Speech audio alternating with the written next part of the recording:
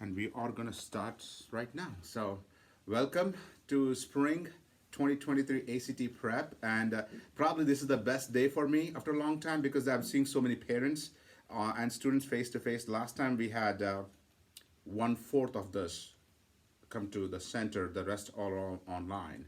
So I'm so glad to have you all here. I'm going to actually just sit down so they can see me as well.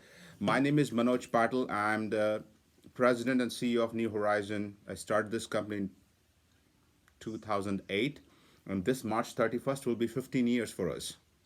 So we're going to have a big shindig, hopefully, for the 15 years. And I'm also the college president at there's a college in Winnebago, Nebraska. So I've been a college president for 4 years now. So managing the college and New Horizon has been tough, and the classes start at the college tomorrow as well. So right after this, I'm heading to college to get that's ready. So yes, but it's I want to send a warm welcome to all of you. Happy to see you all here, and hope you had a good break and a happy New Year. So with that, we're going to get started. If you want to write down on a piece of paper, if you want to type in your phones, either works basically. So, and again, this is a very informal. Please ask questions. We started this parent session 7 years back after we found out that the students were not telling the parents anything what we talked about. So it was actually a parent's idea to start the parents meeting. So it's been wonderful. So with that, we are gonna get started. Oops. All right. So the first thing is you have to ensure that your kids have all the books. So please check with your kids. They have to have all the books. They have to have 4 books and a notebook. There is one book for the regular level that is it's back ordered. We have tried to get as many as possible. So please make sure and let us know if your kid is missing this book. It's called the Barron's. This is the Barron's ACT English Reading and Writing. This is the book which is missing. So please let us know. Some have it, some don't have it.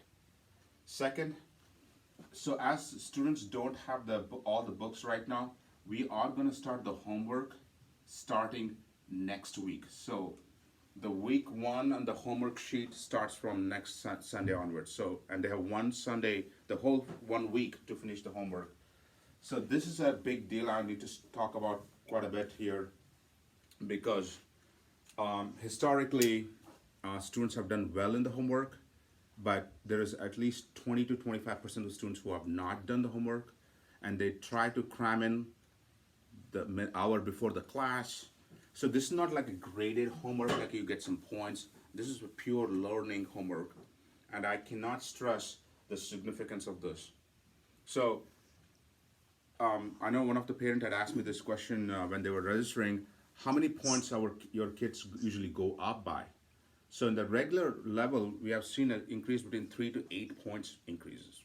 We just had a December ACT and we had a student go up by 8 points, composite. And he just got his scholarship went from a $65,000 to $133,000. So that's a significant increase. So I take 10% commission. So we'll see how it works. But the advanced usually look between 2 to 4 points to 2 to 5 points. But majority of the work happens here. This homework is crucial. So this starts from next Sunday onwards. So this week they don't have any homework. I'm pretty sure students will be pretty excited about that they don't have the homework this week. But really, starting next Sunday, they will have the homework. Next, Super Bowl. I've learned my lessons over the years, not to have the class anymore, but we have the class from 1 to 3 p.m. Yeah. Last one time we didn't change it or we didn't cancel it. I had one student show up, and it was pre-COVID, imagine, and there was like 2 people online out of 50 students. We had 3 or 4. So learn my lessons. So Super Bowl 1 to 3 p.m. So that's the And of course, I'll be sending a lot of reminders. You should have access to WhatsApp. Everything will be uploaded. The videos of the recorded lectures, the homework sheets, everything will be on WhatsApp. And it's more of an interaction, so please ask questions. And the parents should have a copy of the homework, and the students should have a copy of the homework. And what I recommend is after the homework is done, you as a parent check mark if they have done it. They don't have to submit anything to us. It's more of a check mark if they have done it. But if you don't ask them this, it becomes a problem for us. I strongly, strongly recommend this. I just can't emphasize the significance of this homework. And it usually takes between, sometimes it'll be 2 hours, sometimes it'll be 3 hours, but average around two hours is what per week I'm looking at. We used to have a lot more homework. Students didn't do it, so we kind of changed quite a bit now on the homework side. If your son or daughter is a senior or a junior, raise your hands, please. Yeah, one, two, so few. Your kids will be taking the April and the June ACT.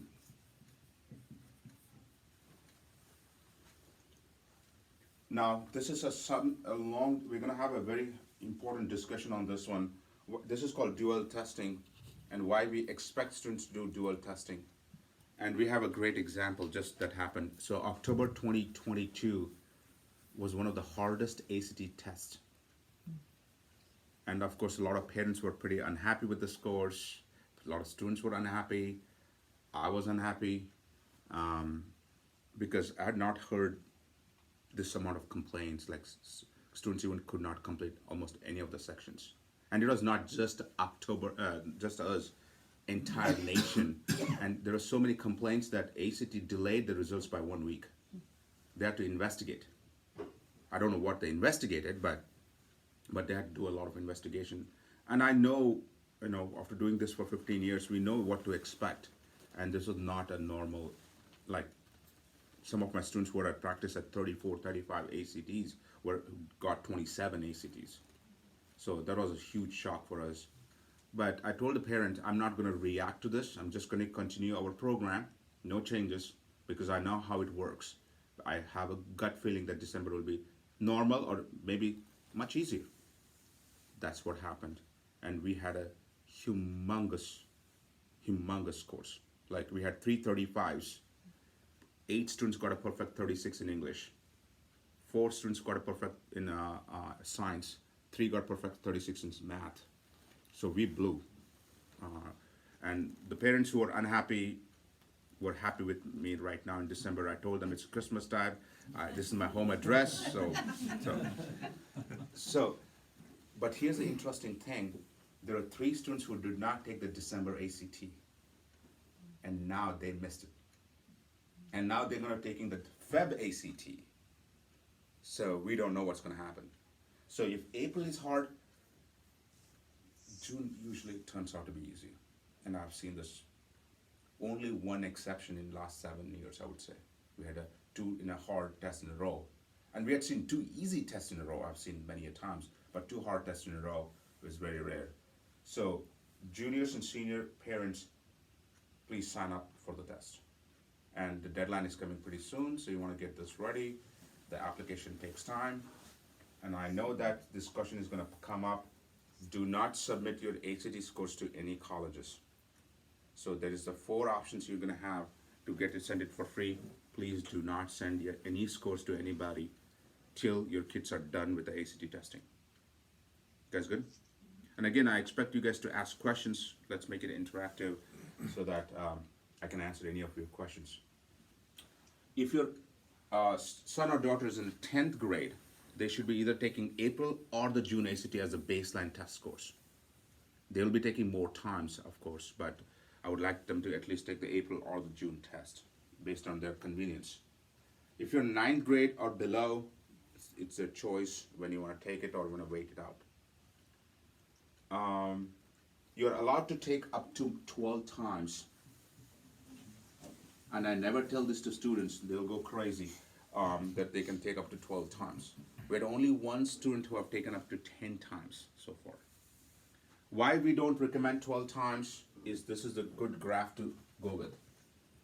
So this is the number of attempts, and this is your average score, basically. So this is a number, and this is your average score. So in the first attempt, if you start from here, somewhere you're gonna start here, and second attempt you're just gonna go up a little bit. Third, four, five. This is how it goes. You usually max out between 3 and 4 attempts, and then kind of stabilizes here a little bit. And after like 8 attempts, it's gonna go like this. Here they don't give a damn about you anymore. They're like, I'm gonna show up. We had a student who took a 10 time and got a 35. Parabolic variation, but that's an exception. But this is what it is. So you want to be very attuned to this attempts. If you take less than that, you may miss out on the scholarship here. So we had a kid from Dakota Valley, which is in South Dakota here, right next to this area, and we it so happened that the parent, they could. So they took that. If you guys can be on mute, please. Yeah, thank you. So he took the test and he got a 27, and he wanted to go to USD, University of South Dakota, and they had a pretty good scholarship for him. He was done. He took one, got 27. He didn't even try more, but found out if he had got to a 28, he had got an increase of $4,000 scholarship increase, and he didn't even do it. So mistakes we have seen over the years. So I would stick to this one. I would stick to this one. Next is April 15th is the test here. April 8th, New Horizon is conducting an ACT review. We do this for December and April only. There's a fees of $75. I strongly recommend all students to be taking the ACT review. This is a full-blown test. It starts from 12:30 to 4 p.m. It's a very long session for them. They will feel the heat, what's going to happen on April 15th. We try to replicate as much as possible that day. And we had a student who got a 35. He's in Boston, and he took the review, and he got a 35 in ACT, and he sent me his feedback of what has happened in the class, the goods and the bads. He said this was a turning point for him. He said, now I realize what I need to work on. And 1 week before that, he worked on it, and he got a 35. He ended up getting a 36 in math and a 36 in science. So it was a really good score. So I would strongly start recommending you guys texting me to register. We only take a certain number of students. We used to have open enrollment, and we had to have 80, 100 students. We can't do it anymore. We want to restrict it to maybe 20, 25 students max. It's for online students. It's for face-to-face students as well. So we have students across US doing this review. The next thing is, when you guys register for the ACT, anything that's not needed, don't put it. As minimum of the information you need, make sure you do it, because otherwise it's going to take hours to fill out the application. Just skip if it's optional. But the next thing is, oh, by the way, I want to stop for a second. Do you have any questions, anybody? So, Yes. yeah, so I see the curve, Mhm. right? So this is gonna be different for freshman, sophomore, and junior. You know, you wanna time it out, right, to where the third and fourth is a certain time. So, I mean, freshman, sophomore, you kinda know what I'm getting at? You know? Yes, absolutely. I have a graph for that too. I like graphs. So, and this graph, parents should not react to this graph, okay? This is more of an information, okay? Historically, if this is 9, 10, 11, 12, what we have seen is students usually have done well between 9th spring semester to 10th spring semester. They have actually done really well. 11th, we have seen a little shift actually in the downward direction. And 12 is actually more of like this. Because now they're applying for colleges, They're busy with, then they have senioritis and all those things going on. I would say you want to be done by 11th grade fall, preferably if you have a chance. And then when the high school, so like these classes signing up, is that independent of, the high schools always seem to promote, hey, there's one here, go to this, you just forego those? Or how do you? So you're in Nebraska, Austin.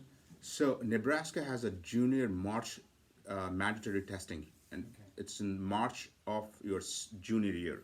It's a state requirement, but that state requirement is an online test, and you want to avoid as much as possible. Yeah, I want Ava to take the test, but I hopefully she's done by that time. Done by that time. So that's why we are really pushing for kids to start early. We have actually have more 8th graders and 7th graders this fall, than more seniors actually. We really are seeing performance maxima, and there's a very good reason why. See what is happening. The majority of the ACT math is geometry and algebra 2. The majority, which is done usually in the 8th, 9th, and 10th grade. Majority of them. So and if you take it in 12th grade, where you're taking Calc 1, Calc 2 type of courses, you have forgotten so much of geometry and algebra 2 that those students are actually struggling. They may be excellent in math, but they just have forgotten the concepts. So what I would recommend is to stay here if possible. So we have 4 students who have scored a perfect 36 so far, at New Horizon, out of 6,000 students we had. And we had around 45 students who have scored a 35 in the ACT. Out of those 45 students, 9 were freshmen. So it's nothing to do, and I have a huge issue with the schools talking about you have to take it in only in 11th grade. Those are the old days when we were taking ACT, when we showed up and we took it. Not anymore. These kids, when taught properly, can wrap it up by 10th grade.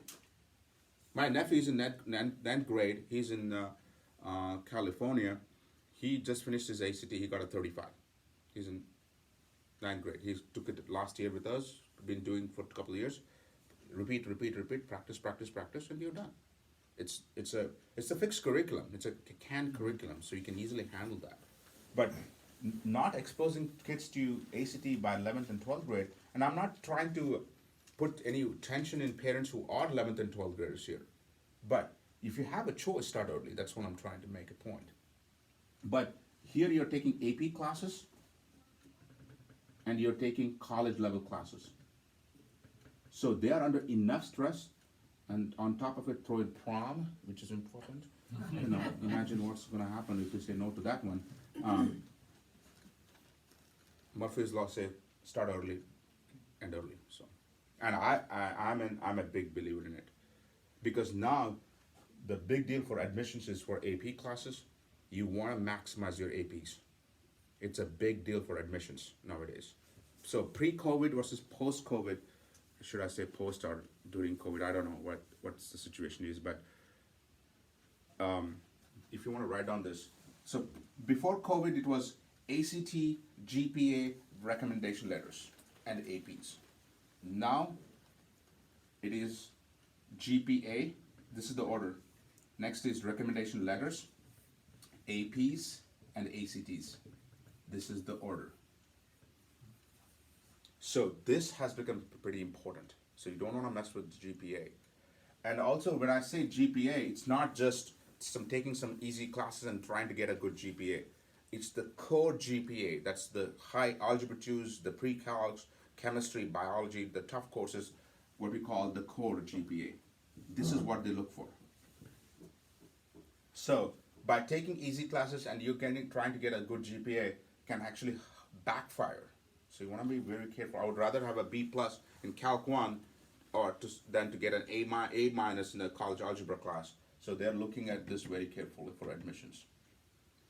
And another thing is the big deal is nowadays everybody talks about is a test optional discussion. So I want to make it very clear here what test option means to you guys. If you're applying to Harvard and UC system, the University of California system, yes, it is test optional. That's for, test is optional for admissions, not for scholarships. So we had a parent who actually, I thought his kid may take the class. He was in regular level in fall class. I thought he was going to be taking advanced now. His first son took our classes last year, 2021, and he went to South Dakota State University. In his entire, I think he's an entire engineering group, he's the only one who got scholarship, because the rest of the students did not even take the ACT because it was test optional. And his the dad's name is Matt. I said, Matt, I'm pretty sure you're happy, right? I said, absolutely, because I got more money because nobody used it. So when my kid goes to college, I'm really hoping nobody takes the test, and he's the only one taking the test, and we get the benefit. That's the reality. You snooze, you lose, basically. That's what happened. He got huge scholarship, by the way, huge scholarship. So understand that when it's test optional, it's what it means to you. Okay. Yes. If you're making decent money and if you're going to MIT, Harvard, and Stanford, yes, that might help you at the time, but nothing for scholarships. And if you don't want scholarships, then it's a different story altogether.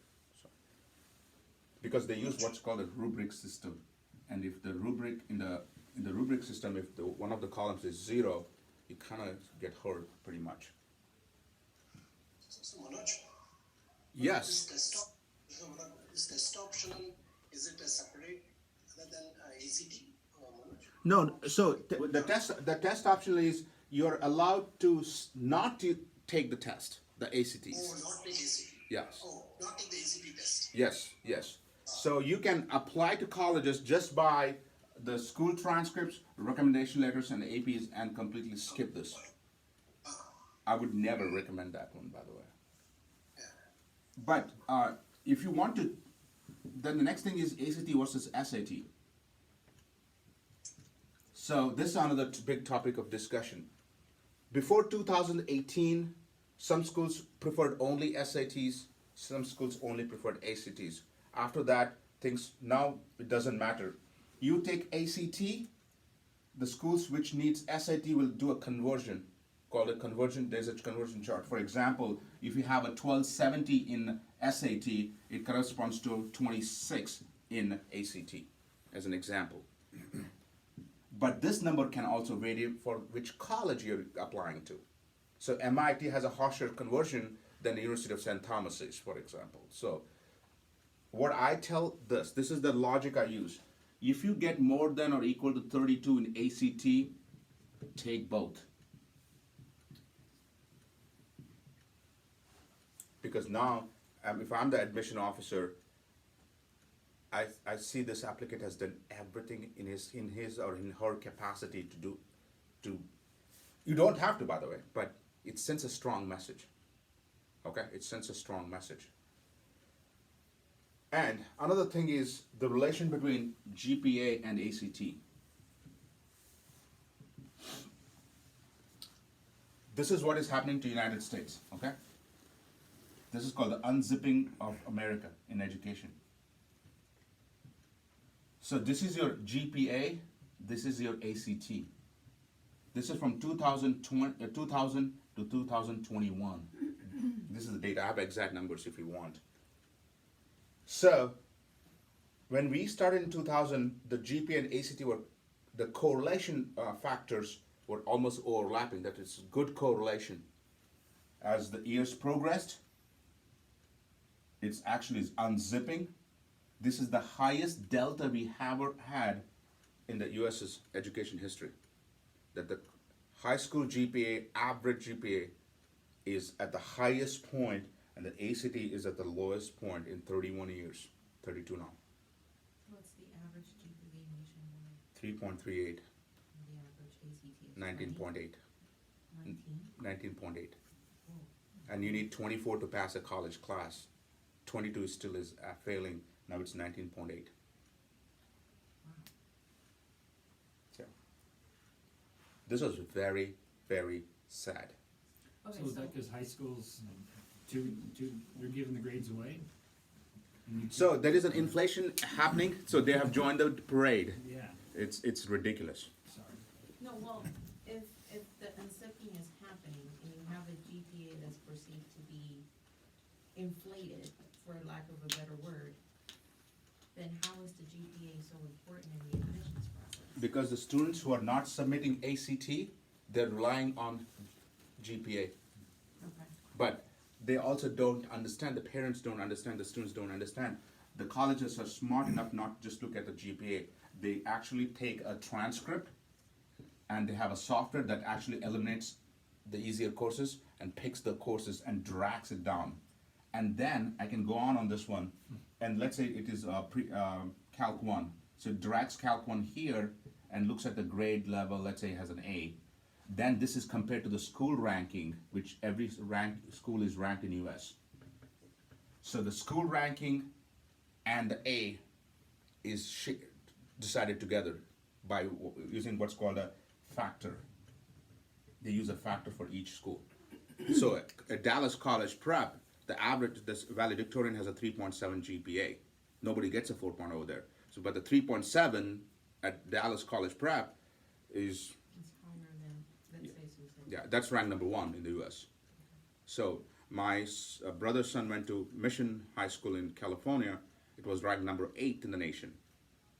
And they just moved to a different district, but it was so competitive that is like, but that factor max. So it's not just a Calc 1A, it's Calc 1A in which school? Is the Calc 1, is it from a school or a college in high school matters as well? Because you'll have to take college classes. A college Calc 1A, which is transferred back to high school, has much more higher factor than a Calc 1 at school. And another thing I want to stay on this topic is the APs. Like some schools have 2 APs. They offer 2 APs. So your kid takes 2 APs, the one that is, so they call it as a 100% maxing. Oh, Manoj, excuse me. Excuse me. yes. I would like to know what AP means, please. Oh, I'm sorry, I should not have assumed that. AP is the advanced placement courses. That is supposed to be equal to the college level, freshman level courses. So your school has a list of APs they offer. Every school must have a list. If you have a very high ACT score, which is 32 and higher, you gotta have a decent number of AP classes or 100% maxing up. What happens for the bigger school systems, like we have students from Pembroke Hill, from Kansas, we have students from Boston here online, they have 20, 30, 40 AP classes. At that time, you're looking at around 8 to 10 AP classes by the time you graduate is ideal. Harvard, the students who get into Harvard are averaging between 7 and 9 AP courses. So your kids must seriously consider AP test. Now, I want to also make a distinction here: a AP class versus a test. I want to make sure you guys understand this difference. There's a huge difference. Your kid may take an AP class, but if he doesn't take a test, then it's useless. So we had a parent who didn't know this when they did the college consultation with us. So we do college consultation with families. He had taken 13 AP classes. He didn't show up for any of the tests. He didn't know it was required. It hurt him big time. He was a great kid, by the way. Lack of knowledge. So during our college consultation, we usually start our consultation program in 10th grade, spring semester. So we actually have a few signups going on right now. And we talk about this significantly. I cannot stress the significance of class versus the test. So we have a student in the University of Michigan right now, College of Engineering. He is from, yeah, somebody's not happy. He's from Ida Grove, Iowa. It's a very rural, small town, 60, 70 miles of Sioux City. Great kid. Wanted to learn, and he took out tutoring, and he did all these things. That school offered, I believe, 2 AP classes at the time. But after taking our classes with us, he took AP Calc with us, AP Bio with us, AP Chem with us, and he actually ended up getting a threes and the fours and the fives. Michigan was so impressed that he would drive every time to come and take our classes. At that time, there was no online. That he ended up getting admission into University of Michigan College of Engineering. He's a great kid, great role model for many kids not to give up. And he used to drive here every time to the ACT class as well. So he started from a 25, he ended up getting a 35 ACT. And he got a 35 in his 12th grade of October test. He had a 31 before that. He got a, I remember his scores, 25, 28, 31, 31, 31, and he didn't want to give up 35. I still remember that he got it in 12th grade. So his score would be a little bit different. So, but yeah. Hey, Manoj, Yeah, yes. I have a question. Yes. It's regarding AP classes. How do you decide which one to take and how, like, which year, like 11th and 12th is like a senior and junior year is the most AP class you needs to take? This is actually a great. Usually we don't get into this one, but this is a great question. So I want you to listen to this very carefully. So after I hope you would do this after today's meeting. Go actually to the school's website, write down all the AP classes they have. It's a printout sheet. Okay. Ask the school what grade each APs are offered, because some APs are what we call the locked APs. That means they can't change when they offer them. Like means they can be only offered in 12th grade. They can be only offered in 11th grade. So it's called locked APs. Then some are called unlocked APs. That means they can offer throughout, anybody can take. Whereas 8th grader take an AP class, AP Bio in 8th grade and got a 5. So it's unlocked in their school system. But the APs tend to match your majors. So for example, is there any parent here whose kid is interested in pre-med? Online as well. 1, Yes. 2, 3. Okay, few parents are raising their hands here. So let's say your kid is going interested in pre-med major. What does it need to be successful as a pre-med major? Chemistry. First is chemistry. I taught undergrad chemistry, so I have a little bit more bias on that one. Biology, physics, and calc, right? Probably in that order. So imagine your kid does not take AP Bio or AP Chem, and you apply to decent school, ranked school, and you're trying to convince this admission officer that I want to be a pre-med major, but I didn't take the 2 important courses. They won't tell you, but he'll get a letter that you have not been accepted, and you wonder why you didn't get accepted. So the relationship between the major and APs also matter. So if you are going as an undecided major, hopefully nobody does it here, by the way. At least my students, I don't care about others, but my students should not be going undecided majors, because you'll lose so much money in college, so much money. As a college president, I love undecided major students. Why? Because they keep taking classes after classes after classes. We get good revenue. So I have 2 shoes. Morning I'm very happy, evenings I'll be very sad. So as a parent here, you got to have some sort of clarity. It doesn't have to be exact major, at least some inclination. So if you're going for engineering, you don't have to declare chemical engineering. So, but at least engineering, so you'll be going to engineering. And there is another play parents are pulling this game, and universities and colleges are finding it out, is they want their kids to get into a school, higher ranked school, and then try to change go into other departments, like go from a liberal arts to a college of engineering. That's impossible anymore. Good ranked schools will not take you from a liberal arts to engineering. Second, transferring from a once low rank to higher rank, and higher rank to a lower rank is getting difficult too. So people have played, I'm going to go to Arizona State for freshmen, try to get a good GPA, and then transfer to USC. Not going to happen that easily. It's very hard to transfer from a freshman to sophomore, from a lower rank to higher ranked, or from a lower department to higher department ranking as well, from a liberal arts to engineering. Very hard, very, very hard. So you want to be very careful about transferring. So I just want you to remember this, that the APs become significant. If your kid is in 10th grade, raise your hands, please. 10th grade. So 1, 2, 3.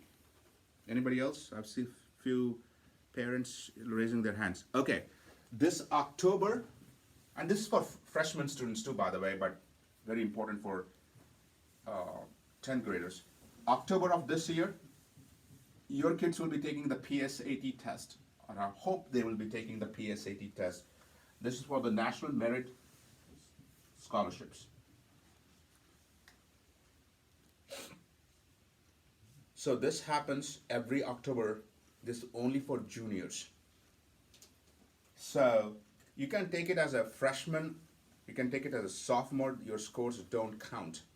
But as an 11th grader, your scores will count. And you have to get the 99th percentile in the state to get the National Merit semifinalist, which coincidentally now during COVID times they removed this clause. If you become a semifinalist, you're automatically a finalist, and you get $2,500 scholarship, the minimum. So this is my favorite test, is the PSAT. We are offering a class starting in August. That starts, I don't know the dates, but it starts in August and ends in the first week of October. The test is on a second Wednesday in schools they offer. So you want to make sure that your kid is gonna take this test. Whether they make it or not is a different story, because schools don't talk about this at all. So you'll be they usually get a handout 2 weeks before. So it was the second Wednesday? Yeah, second Wednesday of October. So you want to make sure you register. Jennifer, are your kids in Heelan or Dakota Valley? So they have a rule at Heelan, they only allow the first 20% to take the PSAT test. So I don't know your kids' rank and stuff, but you can say the hell with that. I want my kids to take this, because they have to pay a fees and stuff, but they should have every kid take this test. This is a great experience. So Manoj, every school will have some information on this one, right? That's the hope. Yes, that's the hope. But it's you. So otherwise, what is the other way? We need to keep following. I would email tomorrow and say, my kid is going to be taking the PSAT. You don't have to give a choice. Please register him or her. Yeah. So we can ask the school to do it off. Yeah. Yeah. This is a great exam. It's really is, because it actually helps you in your college preparation as well. And you also will tell you as a parent how well your kids are going to do in the freshman semester, freshman, fall, and spring semester, because this is a pretty good representation. And there are 2 levels of recognitions for PSAT. 99 percentile, you become a finalist, and 97 or 98, you become a National Merit Commendation. It's pretty big deal. And you should put this in your resume. Anything about 90th percentile, you want to put this in the resume for admissions. Technically, this is not used for admissions. Non-technically, they do use it for admissions. So, don't miss. What is it, 1,600 for the SAT, but for the PSAT, what's? 1520.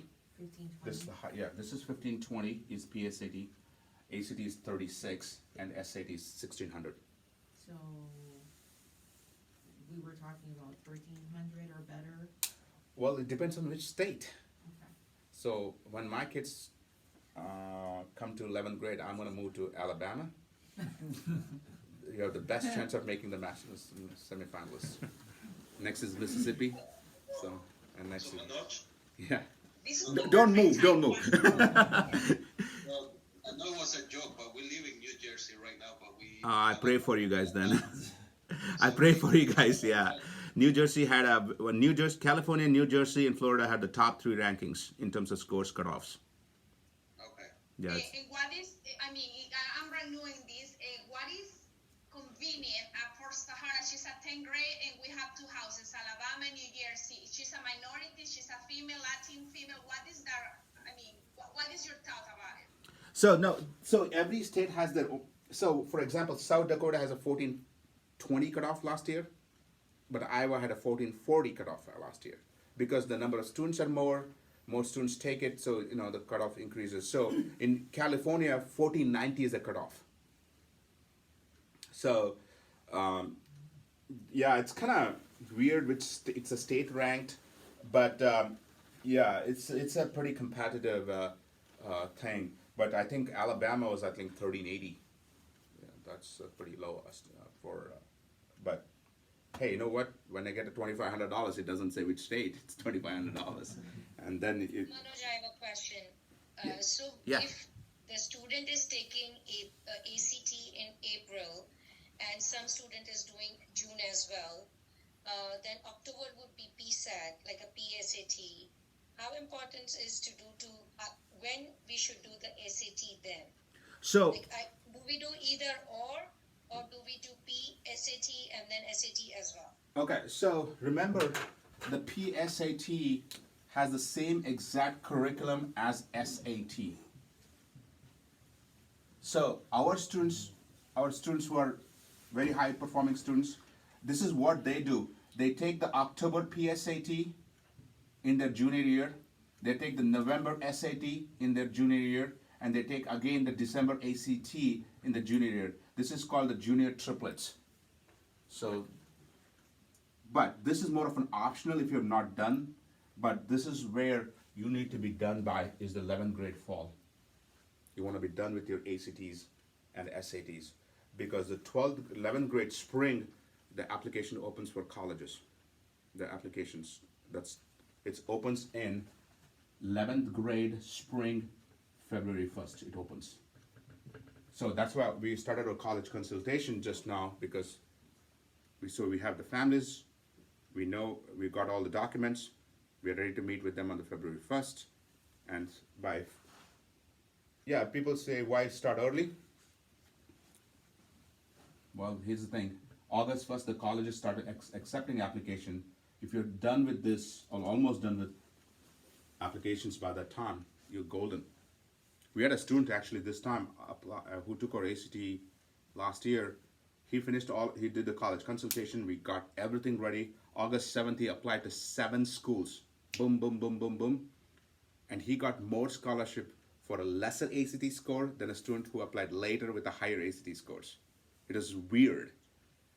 One school, he just got $135,000 scholarship. University of St. Thomas. So just to tell you that when you apply, and as a parent, your anxiety will be pretty high. Let me tell you this. So you want to, sooner you start, better it is. So, what's that? Sorry? Mine is already high. So we changed our consultation from 11th grade to 10th grade only because we had more control. What's that, Jennifer? Oh, nothing. I just want snack day back again. Anything else online, parents here? Anything else you guys want to ask? Manoj, this is Kelly. I just had a quick question. Yes, Kelly. I missed it as I was taking notes. The February 1st is when the college admissions open up. The application opens up called commonapp.org. Got it. And then the applications all can start to be submitted on the 1st. Is that correct? Assuming you have your recommendations done by this day, because teachers have to do their recommendations. This is the huge bottleneck we are facing. We tell them, we give them 6 months in advance notice and still is not happening. And then how many references on average do they need, Manoj? It's a requirement of 2 teachers and 1 counselor. It's not a choice, it's a requirement. And counselor is also a requirement, 2 teachers is a requirement. Without these 3 things, you can't even submit the application. And then I'm just curious, as you talk about all of these ways in which people are gaming the system, do people say, well, if I have 17 recommendation letters, that's better? Or as long as you have the minimum, is that sufficient? Actually, they won't read anything after 3 unless you have something very, very... So we actually had a student who applied to Harvard. They actually contacted me to write a recommendation because she was a tutor at New Horizon for a long time. She had 328 hours of tutoring she has done, but there was no mention of my recommendations. And I told them that, at that time I was a college professor. I was like, I didn't know that was the right thing to do. They're like, No, just send us a letter. And I told them about her performance at New Horizon. And she got shortlisted at Harvard, did not make to the final round, but she was shortlisted, waitlisted at Harvard. Yes, fourth is very rare they will read it, but minimum is 3. Got it, thank you. And you want to have you want your teachers to know your kids well. Not they are all sweet and nice. They should not write all these things. Nobody cares, you know. They have to write about the kid's character, kid's performance, and how they handle failures.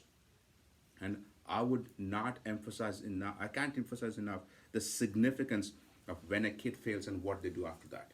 And I've seen letters after letters where it's all like this kid, they look like I read the recommendation, they look like they're the president of, United States, like amazing, amazing, amazing. Like, no kid is perfect. So show me their flaws and how they work with it. So that's what you want to be remembering. Unfortunately, you won't be able to see the letter, which you should not be reading. If you read it, you'll be in trouble, by the way. So, yeah. Manoj, then letters should be from the high school teachers. Like we recently moved from one state to others. So then my son obviously is known by the old school teachers and everyone. So how do we pick the recommendation, teachers? It has to be a high school teacher. Okay. So Manoj, Yes. right now, the Kruti is in 10th. So when should she take the? No, so you mean 11th grade, February onwards, she can start collecting all the documents, and August of 12th? Yeah. So if she's in 10th grade, so next year, that's February 1st of 2024, you start your process. Okay, got it. Even the Common App was smart enough because they used to open in June, and they found out there are a lot of students who want to be done during the summertime. Boy, the pressure of having the release of pressure of getting it done before this high school, the 12th grade starts is immense. And remember, some parents are kind of laissez-faire about it. They're like, oh, what's a big deal? We were fine. We did it. We went through it. We have a life. Good for you guys, but that was the old days. I had enough issues with parents trying to drag this, and it's not fair for your kids. If the kids delayed, there's nothing much I can do, but the parents delaying it is a problem for me. And you really see it a lot. So Manoj, you were specific about this AP courses. Suppose some courses are offered in 12th. And if we apply it in the 11th, we start the process of application to college in 11th onwards, how do we update that? Okay, good question. That's a great question. So what will happen is when you submit your application, let's say on August 1st, assuming it of your senior year, and your kids have not started the 12th grade, you have the right to keep updating by sending the transcript to this college, or sometimes the colleges will ask for the senior year courses. And actually, funniest thing is, one of the students we had, they wanted in their 12th grade spring semester a Calc 2 graded assignment directly faxed to the university. They contacted the teacher, they wanted a copy, and that student has first C he had ever had, and he had all A's, and they removed the admission. Because that, you cannot ever be like, okay, you know what, now I have the admission, I can screw up. Yeah. That was only one time in 6,000 students we had that it was a shock for us. It was a graded Calc 2 assignment. It was an engineering admission. I remember that. Harvey Mudd. It was a Harvey Mudd admission. Thank you. Why do you not like the online test? And if we're assigned by the school to take the online test, what is your recommendation for that test and then the April test?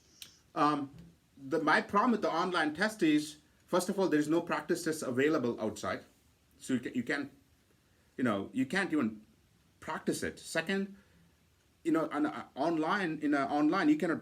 It's hard to mark down, circle the questions because the time is the same.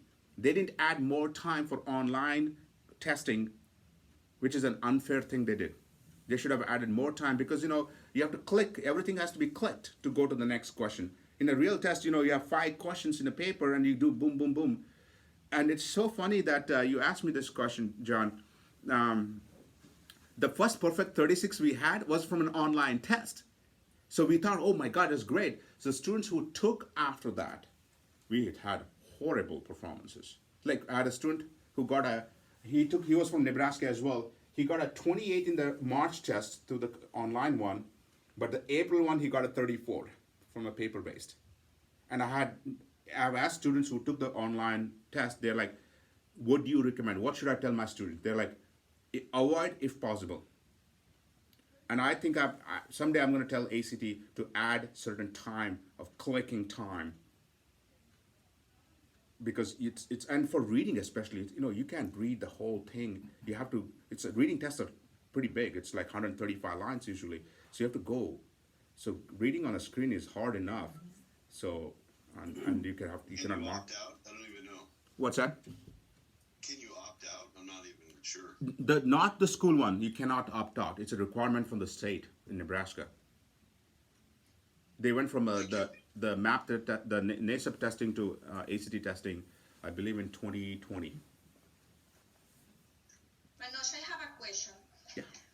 What are you taught if you, in between the 4 years of high school, want to send your kids to study 1 year abroad? I mean, out of United States. What is your thought about it?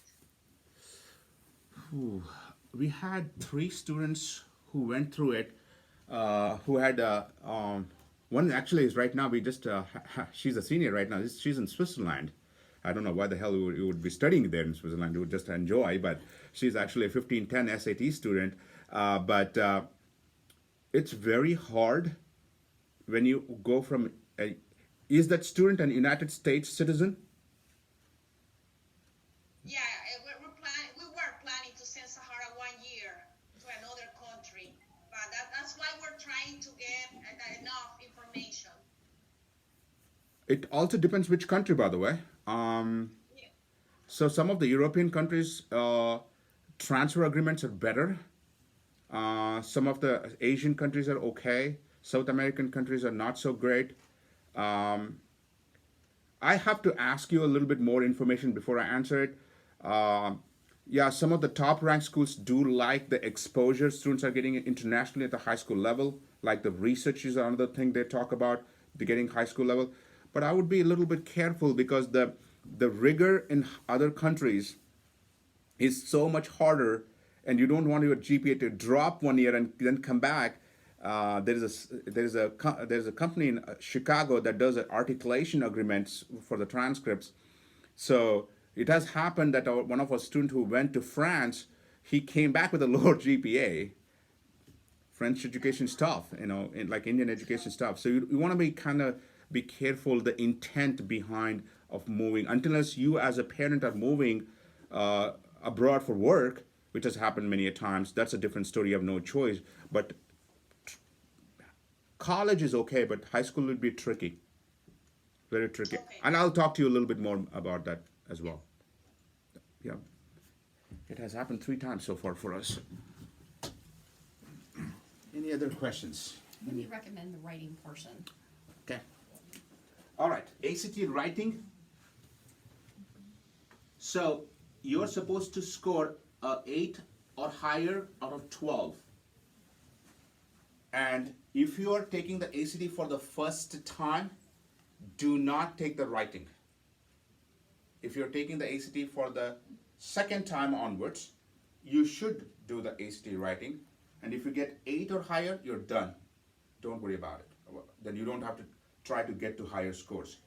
But for the first time, you don't want to do it because it's another additional 40 minutes.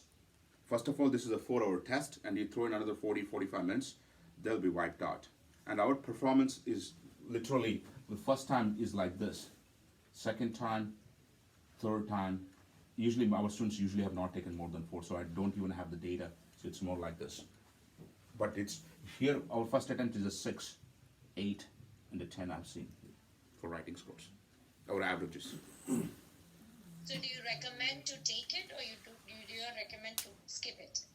Oh no, please take it, but the second time onwards. If you're taking the ACT for the second time onwards, take the writing. Do not trust on the SAT writing portion. SAT writing is very hard. it's very hard to get a good score on this one. ACT writing is much more easier. Is it optional, Manoj? I just, excuse my ignorance, I didn't know this. No, I knew somebody was asking to ask this question. Yes and no. Some schools do not require ACT writing. Some schools require ACT writing, and the number of schools requiring ACT writing is going down. But what parents don't know is if you don't have a writing score, when your kids go into college freshman year, they will make them take a exam to place them in their English courses. And if you have an 8 or higher, you start with English Comp 1 directly in college level English. So at that time, if you fail, they're going to put in the fundamentals of writing course. As a college president, I'll be very happy again because that's a non-graduating hour. So try to maximize, get it done. 8 is not, it is doable. 10 is very hard. 10, 11, 12 is very hard to get. We had only one student get 11 so far. Because the grading philosophy is very weird. The grading philosophy of this is very weird. But 8 is very doable. 8 is doable. And it's not more like a high school writing, it's more like a little bit more professional writing than high schools are used to. So it's the quality of the writing, it's the grammar of the writing that matters, not how many pages and stuff like that. Your kids. So won't it affect the final ACT score then if you are? No, ACT writing is a standalone score. It's irrespective of your rest of the scores, but they do give what's called an ELA score, English Language and Assessment scores. So that ELA score, but that's nothing to do with the composite score. The composite score is this one. And another thing I want to add here is ACT only now gives super score. So that means, I want to take my nephew's example. 8th grade, he took a ACT. He got a 36 in reading and a 36 in English as an 8th grader. But he did so bad in math, okay in math, I should not say bad, okay in math, okay in science. So he took the December ACT, he got a 36 in math. So he has now a 36 English, 36 reading, 36 math. So he's now going to focus on science heavily to get a higher, or hopefully 36 or higher, better score. Now he has 436, and when you report it, the universities and colleges will see 36, 36, 36. This is called super score. This started in September 2020 by the ACT. There is the pluses and the minuses with this. Plus is. So then when you say you score 36 in 2 of them, you can only take 2 subjects in the next ACT? No. You have to take all sections again and make sure you don't screw it up, because when you send the original scores, they will see all these things, even though they can't read into it, but they were like, what happened here? We had a student who did that game. He got a 36 in math and science, very smart kid. And then reading and English was just like, he struggled. So he focused on English and reading. The math and science, he didn't care. He got an 18 in math. So you wonder, and then I told him, don't do these things. You have to put in the same effort and try to, but focus means the more practice should be on the subject you're looking for. So the super score is you submitting your best scores? Yeah, it's called a super. So ACT is only releases super scores right now, and you'll see that super score, composite score. So the super score is what colleges will look into. Some schools will ask, what? I may not take the super score. Submit me other composite scores as well. So it's called Score Choice in Common App, where you type in the scores and then send those original scores. So yeah, but you want to definitely focus on. Some schools completely say we don't accept super scores. Then they want the highest composite test scores, and they will ask you to mail it again separately. It has happened before, especially some of the top ranked schools. They're like, yes, we have a great super scores, but we want in one highest composite score of a test. We had a big difference for that kid. He had a 35 and a 31. So they doubted it. So they put in a lot of efforts on that one as well. Manoj, I had a question. The thing you said, super score, each subject they can score at different tests, right? Say April, November. So how do we, I didn't understand that part. So what happens is, let's say I take the April test and I get good scores. Let's say I get a 36 in English, and a okay in math, and a 36 in reading, and okay in science. So when I take the next time, of course I'll be focusing more on math and science. So I'll be getting, let's say I get a 36 again. I'm just making these numbers up. So once I have the scores done, what I want, the super score will say 36, 36, 36, 36 at the time. But when you have to send those test scores or when you got those 36s, so that's a different story at the time, how to send the scores. That's why I told initially not to send any test scores ever. No. My question is, every time they take one subject, they might outshine, compared to others. Uh-huh. So how do we pick on which ones? Can we say English in November? Oh, no. Don't do that. Don't do that. If you tell your kid that one, they will do that. That's the last thing you want to tell your kid, this one. So your kids will be watching this video, so kids, don't listen to your mom at the time. Yeah, they will do that. Trust me, they will do that. Anything else? Any other questions? Any thoughts online here? Yes. Question? If you have if you have a good score in, say, ACT, so what is importance of doing PSAT and SAT, and in which order we have to take it, and do college take both or either, or how does that work? So for the PSAT is an independent test for National Merit Scholarship, basically. But if you have a good ACT score, and if you send a good SAT score, the college admission officer will think, okay, they have done everything in their capacity to reflect their performance. Is it required? No. But definitely I would take SAT after taking the National Merit Test, which is right 1 month before, actually 3 weeks before, so that you actually don't have to do much. If you wait it out, you will forget the material. But that's why they take October and November 8 PSAT. Hopefully by that time, if you're done with the ACT, great. Otherwise, December ACT.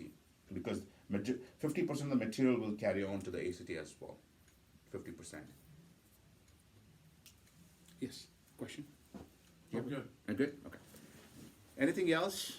So before we leave, I want to summarize a few main things for you guys. One is the homework. It's very important. Second, please text me if you want to register for this one. It's the second one.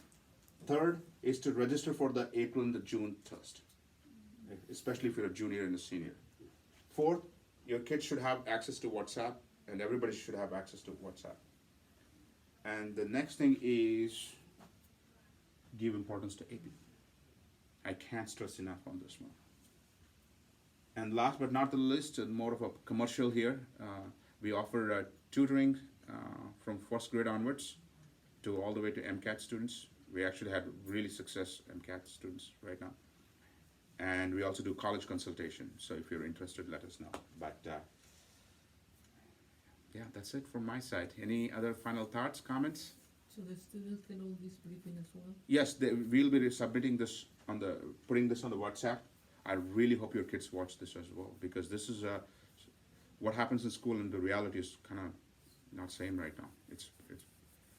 This COVID has made it worse, but really give your kids the best platform to be successful in freshman college, and that's how I see it.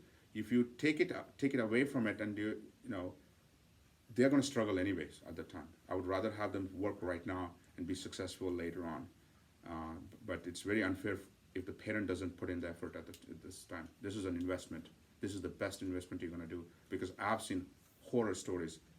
College students, we had a call for 2 a.m. from University UNL from a family here in Dunes, where that student was not passing chem, and I don't want those calls. And I actually had to drive 3:30 a.m. to UNL to meet the student. Yeah, it was pretty bad. So this happened in 2018. So the reason I stress this, and the reason I continue doing this on top of being a college employee, basically, is I know how much our students have benefited from this program, and I can't stress enough the significance of a good ACT score. it's not only just the money aspect, it's the confidence your kids are gonna take it to college. They feel, they feel they have achieved something. They feel something they can do well in college. And when they do well, you don't see it. Like, oh, this is what it is. When they don't, you'll really see the other side of the things, and you don't want to be there. So, but I just want to wish you and your kids the very best for 2023. I'm here for you guys. You can see from the WhatsApp, I message all the time. I believe in communication. And if you have anything you want to separately talk to me, text, call me. I'm there for you and your kids. So happy 2023, and wish you the best. Bye-bye, guys. Thank you, thank you. Take care. And by the way, if you get scholarships, it's 10%. Bye-bye, guys.